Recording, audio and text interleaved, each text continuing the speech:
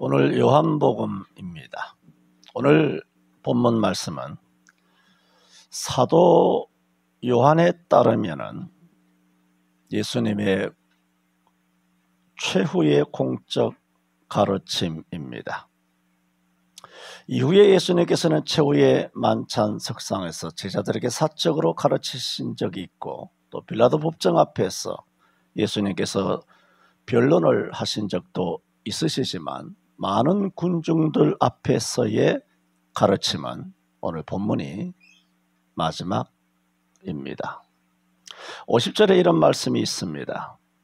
나는 그의 명령이 영생인 줄 아노라. 하나님의 명령이 영생인 줄 안다는 말씀입니다. 그러므로 나의 이르는 것은 내 아버지께서 내게 말씀하신 그대로 너희에게 이르노라 했습니다. 거기에 가감할, 응용할 필요성이 없다는 겁니다. 내게 주신 말씀 그대로 이른다. 왜? 아버지께서 내게 주신 말씀은 그 말씀 자체가 영생이기 때문에, 그러므로 내가 받은 말씀 그대로를 너희에게 이 말씀을 이른다 한 이 50절 말씀을 중심으로 저는 오늘 나의 이르는 말이 영생이라 하는 제목으로 네 가지로 말씀을 드립니다. 먼저 드리고 싶은 말씀은, 예수님은 오늘 말씀에서 예수님의 전 생애의 기조며 본질이라 할 수 있는 한 가지를 말씀하고 있습니다. 그것은 인간은 그 누구도 예수님 안에서 하나님을 직면하게 된다는 겁니다. 오늘 44절에 이렇게 말하고 있습니다. 예수께서 외쳐 가라사대 나를 믿는 자는 나를 믿는 것이 아니요. 아니, 예수님을 믿으면 예수님을 믿는 거 아닙니까? 근데 나를 믿는 자는 나를 믿는 것이 아니요. 여기서 반어적이죠. 그리고 역설적이면서 강조를 하고 있습니다. 뭐냐? 나를 보내신 하나님을 믿는 것. 나를 믿는 것은 곧 나를 보내신 하나님 아버지를 믿는 것과 동일하다는 겁니다. 그러므로 예수님 안에서 누구를 직면한다는 겁니까? 하나님을 직면한다는 겁니다. 예수 이름으로 하나님을 만나게 된다는 겁니다. 요한복음 14장 6절을 우리가 언급할 필요가 없죠. 나로 말미암지 않고는 아버지께로 올 자가 없다.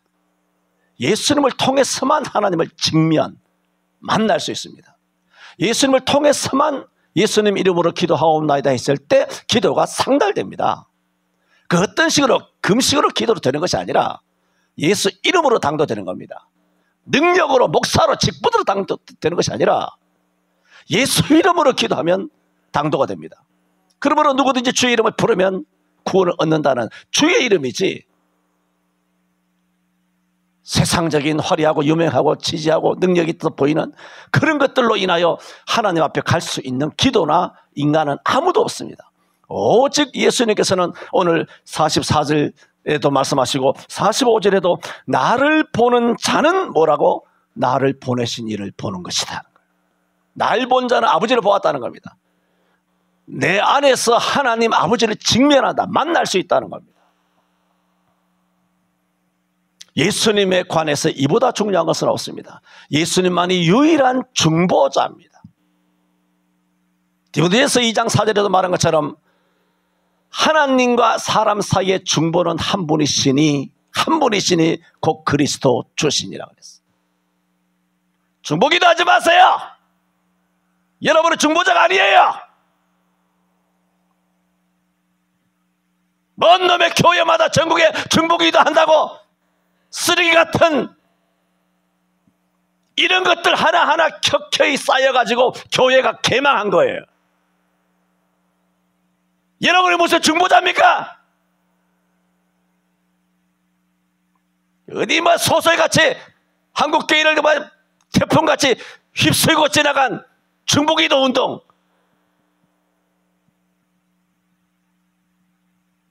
예수님만이 중보자십니다. 성령님만이 우리를 위하여 기도해 주시는 중보자십니다. 구약의 아브라함이나 모세의 기도가 중보가 되는 것은 중보자 예수님 오시기 전이었으니까 중보자의 그림자가 되는 중보기도가 되는 거예요. 그것도 오실 예수님을 보증으로 중보기도로 인정되는 거예요. 모세가 무슨 중보자입니까? 아브라함이 소돔과 고모라를 위하여 의인 50명, 45명, 40명, 30명, 20명, 10명 중보기도 맞죠? 그건 아브라함이 중보자라서가 아니라 오실 예수 중보자의 이름을 보증으로 땡겨 쓴 겁니다. 인보증이에요. 중보자가 오신 지가 언젠데 한국교회는 거꾸로 가는 겁니다.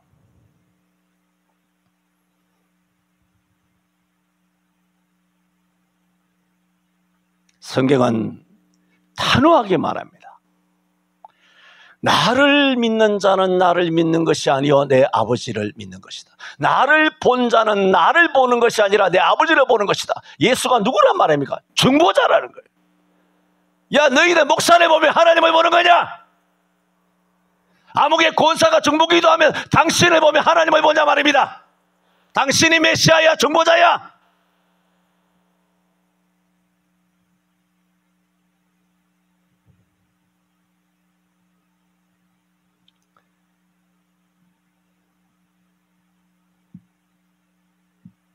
예수님만이 우리의 중보자입니다.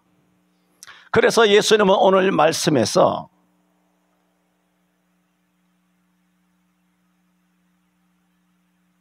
나를 통해서만 하나님 아버지를 직면한다. 먼저 우리들에게 들려주셨습니다. 이렇게 두 번째, 이렇게 예수 안에서 하나님을 직면하게 되면 두 가지 결과가 나옵니다. 하나는 뻔하지 않습니까? 구원이냐, 갑자기 욕이 돼버렸네. 구원이냐 심판이냐는 딱 구원과 심판으로 완전 나눠집니다. 해가 비치면 밝음이냐 어둠이냐 그림자냐 그 정확하게 나오게 되는 것이죠. 그래서 47절에 보면 이렇게 말하고 있습니다. 하반절에 내가 온 것은 세상을 심판하려 하심이 아니요 뭐라고? 세상을 구원하려 함이로라 했습니다. 여러분, 예수님은 세상을 심판하러 오신 분이 아니라 세상을, 이거 우리가 기억을 해야 합니다. 예수님은 세상을 구원하러 오셨어요. 요한복음 3장 17절에도 하나님이, 16절은 아시잖아요. 하나님 세상에 처음 살아왔어요. 그렇게 독생자를 보내주신 것을 이야기하기를 17절에 하나님이 그 아들을 세상에 보내신 것은 세상을 심판하려 하심이 아니요 저로 말미암아 세상이 구원을 받게 하려 하심이라 그랬어요.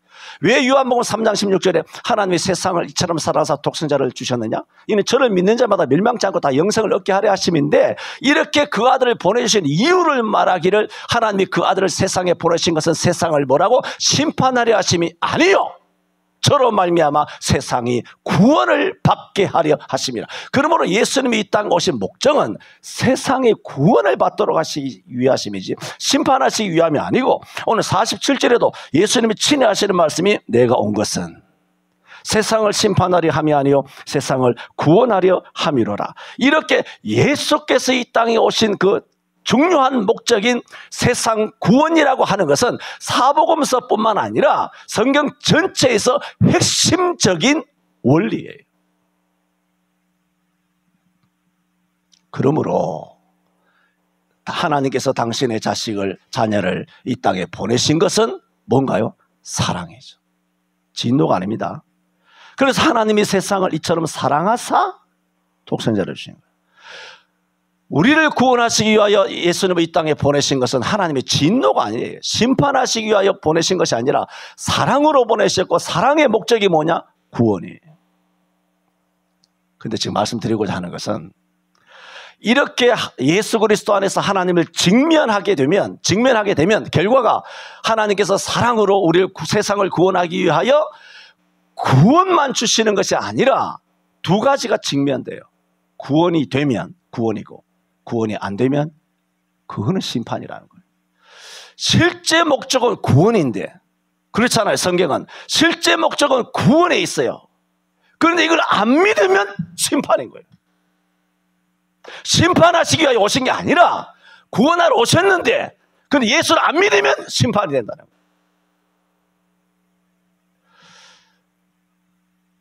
이 세상 사람들이 심판을 받는 것은 여러분 아셔야 됩니다. 새삼스럽게 예수님이 심판하는 게 아닙니다. 자연인이 있잖아요. 인간은 누구나 예수를 믿으나 안 믿으나, 믿기 전이나 믿은 이후나, 지금도 예전에 믿지 않고 영원토록 안 믿다가 죽든가 간에, 인간인 이상은 이 땅에 태어나는 순간 인간이 뭐냐? 인간은 그 신분 자체가 이미 정죄되어 있어요. 인간은 신분 자체가 정죄되어 있고, 상태가 뭐냐? 이미 심판받은 상태예요. 예수를 믿지 않는 상태가 이미 심판받은 상태라고요. 심판받은 상태예요. 저주받은 상태예요. 그런데 예수 소리를 듣고 예수님을 믿잖아요. 그러면 저주와 심판에서 뭡니까? 구원을 받는 거예요. 그러므로 예수님이 오신 것은 심판하기 위한 것이 아니라 어차피 다 심판받아서 지옥 백성이야, 마귀 백성이야. 그러므로 멸망 가운데 있는 사람을 예수님을 믿음으로 구원을 받도록 건지시기 위하여 예수님이 오셨는데, 예수님을 안 믿으면 심판이 되는 것은 예수님께서 새삼스럽게 심판하는 것이 아니라 그냥 당신을 안 믿음으로, 하나님의 사랑을 거절함으로써 그냥 원래 있는 심판의 상태로 거저 있는 거예요. 그냥 저주받은 상태로 그냥 있는 거예요. 그냥. 그러므로 예수님의 그런 논리상으로 말한다면 예수님의 이 땅에 오심, 예수님의 내림은 뭐냐? 필연적으로 심판이 뒤따르게 된다는 겁니다. 예수님의 표적이죠. 고린도전서 1장 18절에 말한 것처럼 십자가의 도는 지혜로운 자에게는 구원을 받는 하나님의 능력이 됐지만, 미련한 멸망받는 자에게는 뭐가 되느냐? 미련한 것이다. 십자가에서 모든 것이, 예수에게서 모든 것이 나눠져요. 예수님께서 내가 곧 길이요, 이게 뭐냐? 천당길이냐 지옥길이냐 나눠지는 거예요. 생명이다, 생명이냐 사망이냐 나눠진다는 겁니다. 예수님이 진리다, 진리냐 비진리냐 나눠진다는 겁니다. 우리의 영원한 운명이 나눠집니다. 예수님만이 우리의 표적이 되는 겁니다. 그래서 예수님께서 탄생하실 때 너희가 강보에 쌓여 구유에 누인 아기를 보리니 그것이 곧 표적이라는 거예요. 이 예수를 통하여 많은 사람이 울고 웃고 죽고 살고 망하고 흥하고 하는 것에, 그것이 기대가 되는 것이 누구시냐? 오직 예수예요. 오직 예수 믿고 구원 받으시기를 바랍니다. 다른 방법으로는 구원의 길이 없고, 다른 이름으로서는 구원의 이름이 없어요. 오직 예수예요. 목사가 아니고 교회 이름이 아니고 오직 예수 이름이에요. 이렇게 하나님이 우리를 사랑하셔서 사랑의 증거로 심판이 아니라 구원의 목적으로 예수님을 보내주셨음에도 불구하고 사람들이 이 예수에 대하여 냉소적이죠, 예수를 거절하죠, 예수님에 대하여 부정적인 자기 태도를 취하고 있지 않습니까? 그 태도가 뭐냐 하면은 자기 스스로 발등을 찍는 거예요. 자기 스스로 하나님이 예수를 배척하는 겁니다. 예수님이 우리를 배척한 게 아니잖아요. 예수 안 믿는 사람 있잖아요. 예수님이 배척했습니까? 자기가 예수를 배척했습니까? 자기가 예수를 배척한 거예요. 예수님은 전혀 배척하지 않아요. 디모데전서 말한 것처럼 4장에 2장에 말한 것처럼 하나님은 모든 사람이 예수 믿고 구원에 이르기를 원하세요. 모든 사람이. 누가 배척하느냐? 본인 스스로가 배척하는. 지금 예수 안 믿는 사람이 언젠가는 예수 믿게 되기를 바라고 믿을 사람도 많이 있겠지만 끝까지 죽을 때까지 안 믿는다면 그 사람의 자기 결정이에요. 전인격적인 자기 결정이에요. 하나님을 거부하는 거예요. 예수를 부인하는 거죠. 예수를 거절하는 거죠. 자기 선택이 뭐냐? 자기 결정이 뭐냐? 심판을 불러오는 겁니다. 새삼스러운 심판이라 아니라 그랬습니다. 원래부터 있는 심판의 운명을 자기 스스로 결정하는 거예요. 자기 선택, 자기 결정입니다.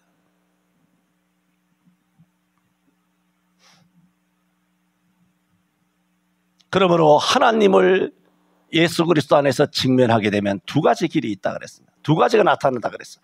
구원과 심판입니다. 그래서 요한복음 3장 18절에도 저를 믿는 자는 심판을 받지 아니하는 것이요 믿지 아니하는 자는 하나님의 독생자의 이름을 믿지 아니함으로 뭐라고?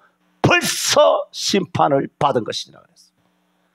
최후의 심판은 주님이 재림하셔야 심판하는 거 아닙니까? 그런데 요한복음 3장 18절은 그렇게 말하지 않아요. 저를 믿는 자는 심판을 받지 아니하는 것이요 믿지 아니하는 자는 하나님의 독생자의 이름을 믿지 아니함으로 뭐라고? 벌써 심판받은 거예요.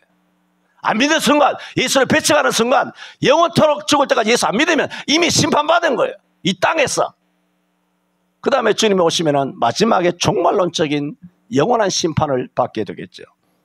요한일서 5장 10절에도 하나님의 아들을 믿는 자에게는 자기 안에 증거가 있고 하나님을 믿지 않는 자는 하나님을 거짓말하는 자로 만드는 것이니 이는 하나님이 그 아들에 관하여 증거하신 증거를 믿지 아니하였습니다. 그렇게 말했어요. 요한복음 3장 36절에도 아들을 믿는 자는 영생에 있고 아들을 순종하지 아니하는 자는 영생을 보지 못하고 들어보세요. 도리어 하나님의 진노가 그 위에 머물러 있느니라. 예수 안에서 모든 것이 직면돼요. 뭐냐? 구원이냐? 멸망이냐는 거예요. 두 가지.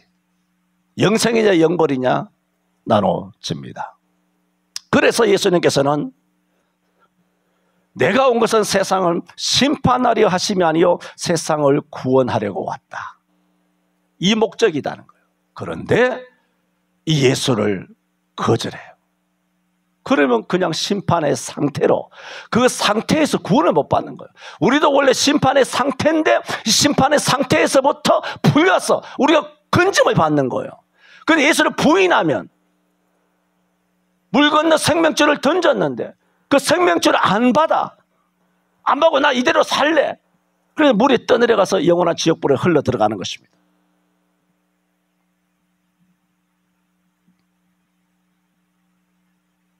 예수님은 세상을 구원하러 오셨습니다. 그리고 예수님께서는 48절 이어서 말합니다. 구원하러 오셨고 내가 너희를 심판하는 것이 아니라 뭐라고 말하느냐? 나를 저버리고 내 말을 받지 아니하는 자를 심판할 이가 있으니 곧 나의 한 그 말이 마지막 날에 저를 심판하리라. 예수님은 심판하러 오신 것이 아니라 구원하러 오셨잖아요. 구원하러 오셔서 무슨 말씀을 하시나요? 예수 믿으면 구원받는다 뭐라고 말하셨잖아요. 오늘 사도 요한에 의하면 이 12장 이 44절 이하 50절까지가 뭐냐? 예수님의 공개적이고 공적인 마지막 가르침이다. 제가 모두의 말씀을 드렸습니다. 예수님은 하나님께서는 우리를 구원하시기 위해 예수님을 보내셨지만 하나님과 예수님이 하신 것은 그냥 몸만 온 것이 아니라 몸만 입고 오신 것이 아니라 수많은 말씀을 하셨어요. 그렇지 않습니까? 많은 말씀을 하셨어요. 보세요. 내가 2025년, 2024년만 해도 날 통해서 하나님께서 얼마나 많은 말씀을 하시나 봐요. 하나님의 말씀을 하고 있잖아요. 내 말이 아니잖아요. 성경 그대로를 풀어서 말씀하고 있잖아요. 진짜 100% 하나님의 뜻 그대로를 우리 교회에서 이 목사를 통하여 하나님 선포하신다는 거예요. 이 말씀을 우리에게 들려주고 있잖아요. 예수님은 많은 말씀을 하셨지 않습니까? 그리고 예수님은 심판했습니까? 심판 안 하고 오히려 우리를 결국은 구원을 결정짓기 위하여 당신께서 십자가에 못 박혀 돌아가 주심으로써 우리의 구원을 완성하셨어요. 이제는 뭘 하면 되나요? 예수님께서 이 땅에서 하신 말씀을 듣고 믿으면 돼요. 믿으면 들으면서 나고 들으면 뭐라고? 그리스도의 말씀으로 뭐라고? 말미암느니라 그랬어요. 여러분의 행함이 아닙니다. 11조 해요. 그러나 그걸로 구원받는 거 아닙니다. 구원받은 사람의 증거가 11조예요. 주일 지켜요. 그러나 주일 지킨다고 구원받는 거 아니에요. 그러나 구원받은 사람이라면 열매가 열매가 있을 거 아니에요. 열매를 보면 그 나무를 안다 그랬지 않았습니까? 그 사람이 순종하느냐, 성경 읽느냐, 말씀대로 사느냐, 주일을 지키느냐, 이런 모든 열매를 보면 알 수 있죠. 감이 열리면 감나무구나. 복숭아 열리면 복숭아 나무구나. 그걸 알지. 여러분 가지치기하고 겨울에 돌아다니면 사과나무도 이 뻘에 많이 동네에 많이 있고 복숭아 나무도 많이 있고 하지만 여러분 언뜻 봐서는 이게 사과나무인지 배나무인지 이게 복숭아 나무인지 구분이 잘 안 갑니다. 뭐 우리 같은 사람들은 대충 구분하지만 요즘 애들이 사과나무인지 배나무인지 그 알 게 뭡니까? 나중에 자라서 배가 열리면 이게 배나무구나. 이게 보리구나. 이게 미리구나. 이게 쌀이구나. 나중에 알지. 벼가 미리 쌀이 보면 요즘 애들 모른단 말입니다. 나이든 어리들도 구분이 안 갈 때가 있단 말입니다. 밀인지 벼인지 보리인지. 보리의 특징이 뭡니까? 보리는 뚱뚱하다는 겁니다. 뭔 얘기도 모르지. 보리도 모르는 거는 보리가 뚱뚱하다는 사실도 모르는 거. 밀은 날씬합니다. 벼는 아주 적당하게 살이 오른 게 벼입니다. 맞습니까? 내가 알기로는 그런데 잘 모르시나. 이게 도대체 공감이 안 되네.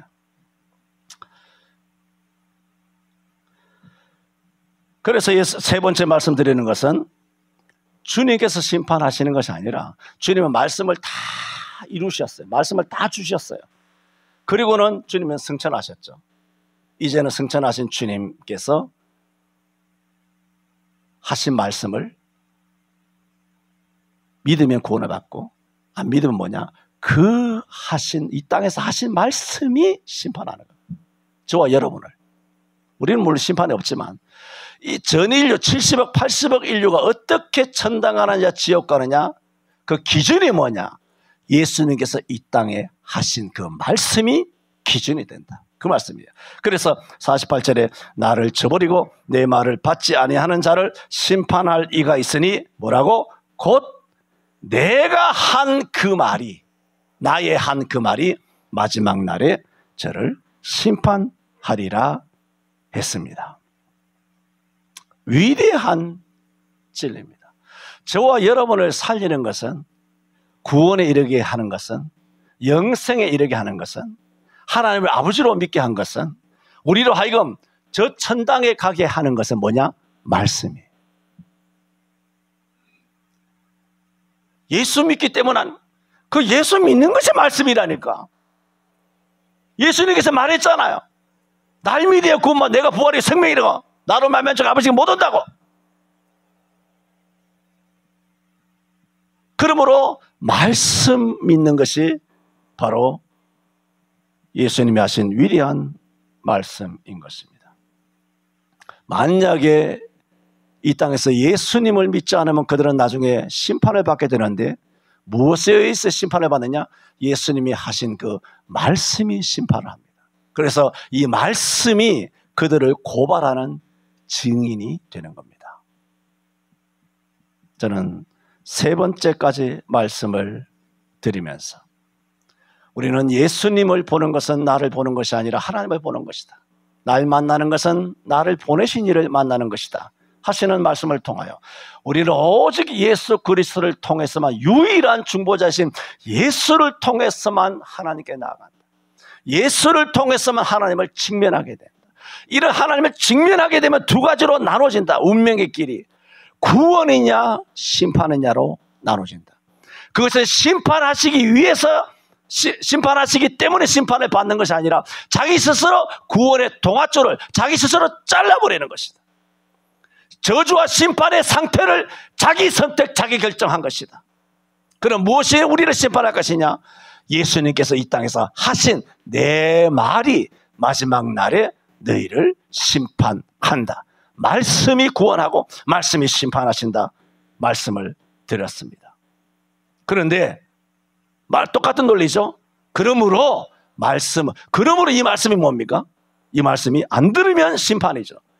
이 말씀이 뭔가요? 말씀이 영생이에요. 그래서 50절에 이렇게 말합니다. 나는 그의 명령이 영생인 줄 아노라. 그러므로 나의 이르는 것은 내 아버지께서 내게 말씀하신 그대로 이루노라 했습니다. 앞서도 말씀드렸던 것처럼 예수님께서 이렇게 아버지께서 당신께 이르신 말씀을 그대로 우리에게 이르신 이유는 아버지의 말씀이 영생인 줄 아셨기 때문입니다. 요한복음 1장 1절에 태초의 말씀에 계시니라. 이 말씀이 하나님과 함께 계셨으며 이 말씀이 곧 하나님이시니라. 그가 태초에 하나님과 함께 계셨고 만물이 그로 말미암아 지은 바 되었으니 지은 것이 하나도 그가 없이는 된 것이 없느니라. 그에게 생명이 있었고 이 생명이 곧 사람의 영생이라 그랬어요. 이 요한복음 1장 1절에서 4절에 있는 예수님이 말씀이라는 것이 뭐냐? 이 말씀이 바로 빛이고 이 빛 대신 예수님 속에 뭐가 있다? 우리의 생명이 있다는 거예요.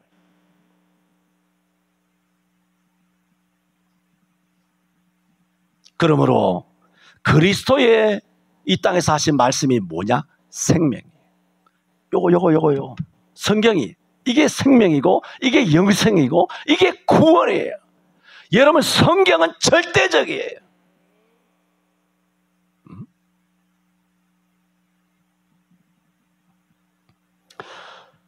요한복음 8장 51절에도 진실로 진실로 너희에게 이르노니 들어보세요. 내 말을 지키면 죽음을 영원히 보지 아니하리라. 그랬어요. 내 말이 주님께서 수도 없이 한 말이에요. 그러므로 예수님도 하나님의 명령이 영생인 줄 알고 그러므로 하나님이 내게 이르신 것을 내 아버지께서 내게 이르신 것을 내가 그대로 이루노라 하였다면 그러면 뭐가 되느냐? 그것이 영생이기 때문에 그러므로 예수님께서 영생인 하나님의 말씀을 받아가지고 우리에게 그대로 이루는 이유는 그대로 일러야 영생이 되는 거예요. 그대로 이루지 않으면 영생이 안 된단 말이에요. 내 아버지께서 하신 말씀을 그대로 전달하는 거예요. 그래야 영생이 되고 생명이 되고 구원이 되고 죄사함이 되고 천당이 되는 거예요. 그렇다면 진짜 목사라면 하나님의 말씀을 반드시 그대로 전해야 합니다. 아니 예수님도 하나님의 명령을 그대로 가감없이 1.1도 가감없이 그대로 전했는데 목사 XX들이 지멋대로 전하면 되겠습니까?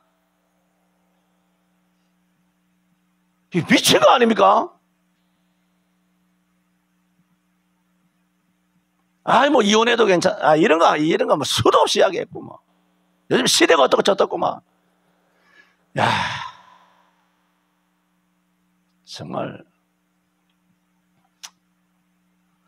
짜증나죠. 진짜 목사라면 하나님의 말씀을 반드시 어떻게 그대로 전해야 합니다.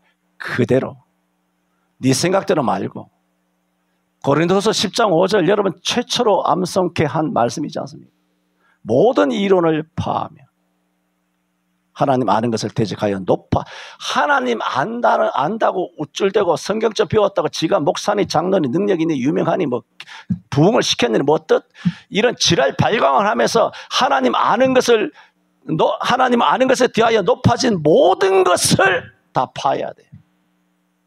그리고 자기가 갖고 있는 가치관, 자기가 옳다는 가치관, 그 모든 잘못된 것을 그리스도 앞에 굴복시켜야 돼요.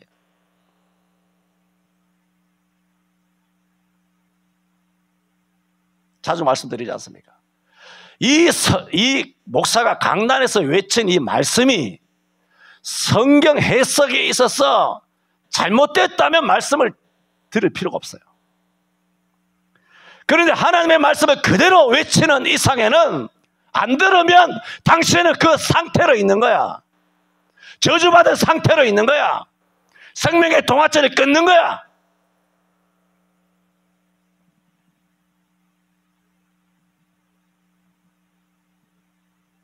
하나님께서 이르신 대로 전파하는 것이 영생입니다.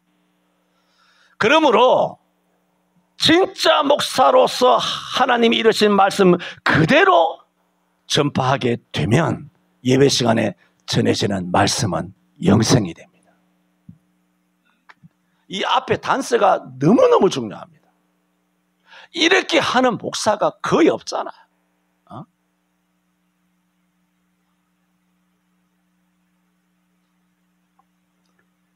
그럴 때 듣는 성도들로 하여금 영생을 얻게 합니다.